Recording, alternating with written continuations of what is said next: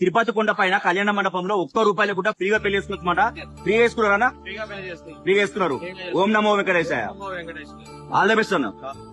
అవును, మీరు ఇన్న నిజమే అండి. ₹1 లేకుండా తిరుపతి కొండ పైన కళ్యాణ మండపంలో పెళ్లి చేసుకోవచ్చు అనమాట. ఫ్రీగా పెళ్లి చేసుకోవచ్చు. మీరు ఏ రోజైతే పెళ్లి చేసుకోవాలనుకుంటారో 3 రోజుల ముందు ఆన్లైన్ లో అప్లై చేసుకోవచ్చు. మాక్సిమం 90 డేస్ ముందు కూడా అప్లై చేసుకోవచ్చు. వెబ్సైట్ డీటెయిల్ డిస్ప్లే ఇస్తున్నా. ఇక్కడ మీరు పెళ్లి చేసుకుంటే మండపము, పురోహితుడు, మేళం అన్ని ఫ్రీ అండి. పూజ సామాన్ ఒకటి మీరు తెచ్చుకోవాలి.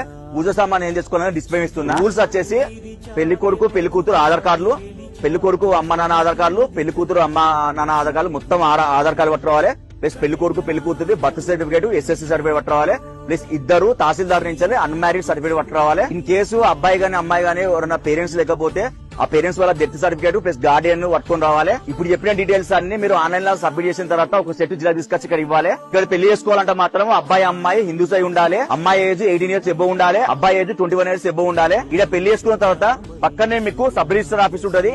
అక్కడ పైసలు కట్టి మీ మ్యారేజ్ సర్టిఫికేట్ తీసుకోవచ్చు. పెళ్లి అయిపోయిన తర్వాత మ్యారేజ్ కపుల్ కి వాళ్ళ అమ్మ నాన్నకి మొత్తం 6 మందికి ₹300 దర్శనం ఫ్రీ అనమాట. 6 లడ్డులు కూడా ఫ్రీ. విమల కొండ పైన పెళ్లి చేసుకోవాలంటే అదృష్టం ఉండాలండి నిజంగా. ప్లస్ టీడీ వాళ్ళు కూడా చాలా అంటే చాలా గ్రేట్ అండి. ఎందుకంటే ఇక్కడ రోజు కొన్ని వేల పెళ్లి అయితే ఫ్రీగా ₹1 కూడా ఫ్రీగా పెళ్లి చేసుకోవచ్చు. చాలా గ్రేట్.